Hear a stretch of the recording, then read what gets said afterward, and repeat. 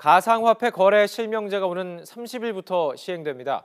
또 실명거래에 협조하지 않는 거래소에는 은행이 계좌 서비스를 중단할 수 있게 하는 등 가상화폐 관련 자금 세탁 방지 가이드라인도 나왔습니다.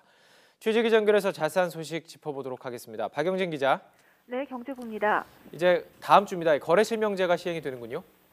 네, 그렇습니다. 말 그대로 실명이 확인된 사람들에게만 가상화폐 거래를 허용하는 거래 실명제가 30일부터 시행됩니다. 금융당국은 신한, 농협, 기업 등 6개 은행에 실명 확인 입출금 서비스 시스템이 30일까지 구축될 예정으로 이날부터 실명제를 시행한다고 밝혔습니다. 실명 확인 입출금 서비스는 본인 확인된 거래자의 계좌와 가상화폐 거래소의 동일 은행 계좌 간의 입출금만 허용합니다. 따라서 가상화폐 거래소 거래은행에 계좌가 없는 이용자는 새로 계좌를 만들어야 입출금이 모두 가능해집니다. 또 외국인과 미성년자는 실명 확인 입출금 서비스 이용이 제한됩니다.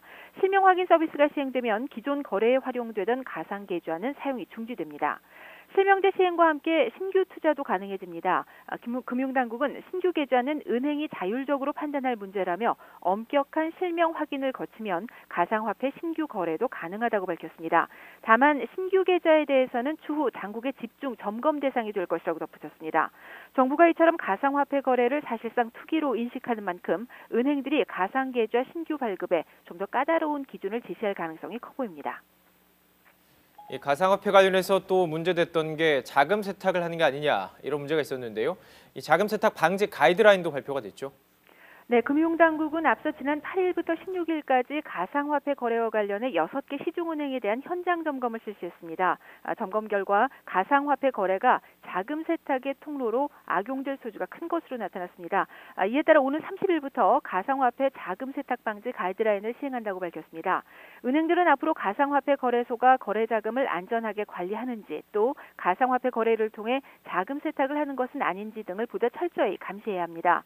우선 이용자가 가상화폐 거래를 위해 하루 1,000만 원 이상 또는 7일간 2천만 원 이상의 자금을 입출금하는 등 자금 세탁으로 의심되는 거래는 당국에 적극 보고해야 합니다. 은행은 또 거래소가 실명 확인 서비스를 이용하지 않는 등 자금 세탁 위험성이 높다고 판단되면 금융 거래를 거절할 수 있습니다.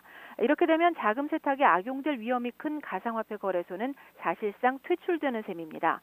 또 이번 현장 점검에서 드러난 비정상적인 자금 거래에 대해서는 은행이 거래소에 대한 추가 실사 등을 거쳐서 의심 거래로 당국에 보고하도록 했습니다.